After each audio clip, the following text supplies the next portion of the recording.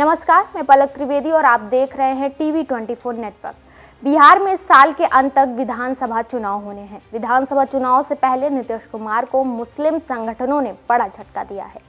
रमजान का पाक महीना चल रहा है और मुख्यमंत्री नीतीश कुमार पिछले 20 वर्षों से मुसलमान समुदाय के लिए इफ्तार पार्टी का आयोजन करते आ रहे हैं। हालांकि इस बार नीतीश कुमार द्वारा आयोजित इफ्तार पार्टी से कुछ मुसलमान संगठनों ने दूरी बना ली। दरअसल इफ्तार पार्टी का मुस्लिम संगठनों ने बाइकआउट किया है। बता दें कि मुस्लिम संगठनों का इफ्तार पार्टी का बाइकआउट करने की वजह केंद्र सरकार के वक्फ संशोधन विधेयक और जेडीयू के समर्थन को लेकर बताया जा रहा है। इफ्तार पार्टी पर चढ़े इस सियासी रंग के बीच जेडीयू नेता खालिद अनवर ने कहा कि बिहार के मुख्यमंत्री नीतीश कुमार पिछले 20 वर्षों से इफ्तार पार्टी का आयोजन करते आ रहे हैं। ये इफ्तार पार्टी पूरी तरह धार्मिक है, राजनीतिक नहीं है और इनका राजनीति से कोई संबंध नहीं है। ये एक आस्था आधारित आयोजन है जिसे नीतीश कुमार रमजान के सम्मान में, मुसलमानों के सम्मान में और ईद के स्वागत में पूरी श्रद्धा के साथ आयोजित करते हैं।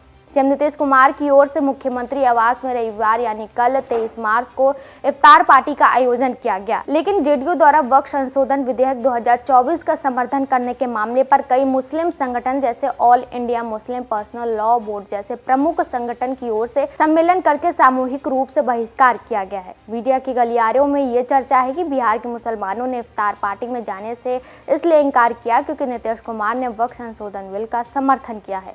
वहीं लोजपा प्रमुख और केंद्रीय मंत्री चिराग पासवान के इस पर प्रतिक्रिया सामने आई है। चिराग पासवान ने कहा कि ऐसे संगठनों को अपनी चिंताएं हैं, उन्होंने इस तरह का फैसला लिया है। इसके साथ ही उन्होंने बिहार में बढ़ती आपराधिक घटनाओं पर भी चिंता जताई। उन्होंने कहा कि भविष्य में ऐसी घटनाएं नहीं हो, इसको लेकर उपाय किए जाने चाहिए। उन्होंने अपराधियों को कठोर सजा मिलने की भी बात कही है। केंद्रीय मंत्री चिराग पासवान ने रविवार को मीडिया से बात करते हुए कहा कि मैं इतना जरूर कहूंगा कि जिन्हें इन्होंने मुसलमान समाज का ठेकेदार बनाना सही समझा है, क्या वे लोग इनके हितों का संरक्षण कर पा रहे हैं? जो लोग आरजेडी के इफ्तार में जा रहे हैं उनसे भी तो सवाल जवाब किया जाना चाहिए कि उन्होंने मुसलमानों के लिए क्या किया है। चिराग पासवान ने आगे कहा कि इन लोगों ने लंबे समय तक शासन किया है, क्या मुसलमानों की स्थिति में सुधार आया? इन लोगों ने क्या क्या काम किया है? हमारे पिता स्वर्गीय रामविलास पासवान ने बिहार में मुस्लिम मुख्यमंत्री बनने को लेकर अपनी पार्टी तक को समाप्त कर दिया था। उस समय आरजेडी जैसी पार्टियों ने क्या किया था? देखिए, ये चिंता की बात है और अगर एक भी ऐसी घटना घटती है तो वो ज़रूर सरकार को सवालों के घेरे में खड़ा करती है।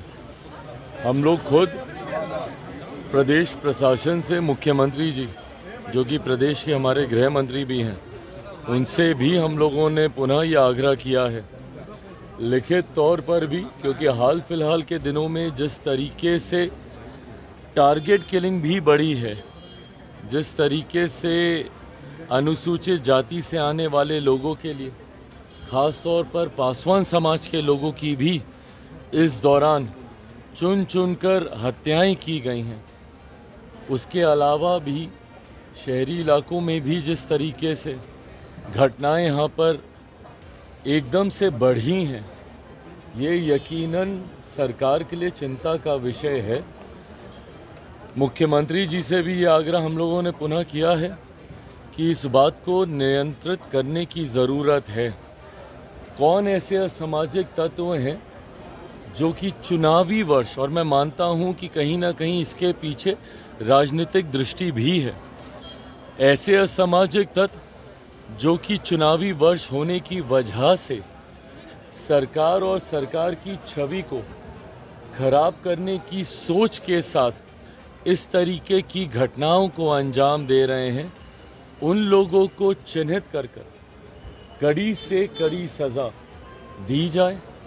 हम लोगों ने भी स्थानीय प्रशासन अलग अलग ज़िलों में जहाँ जहाँ पर भी इस तरीके की घटनाएं हो रही हैं, वहाँ पर एसपी हो, स्थानीय प्रशासन के लोग हो, उनसे बात कर तुरंत ऐसे लोगों को चिन्हित कर कड़ी कार्रवाई करने का हम लोगों ने भी बात किया है।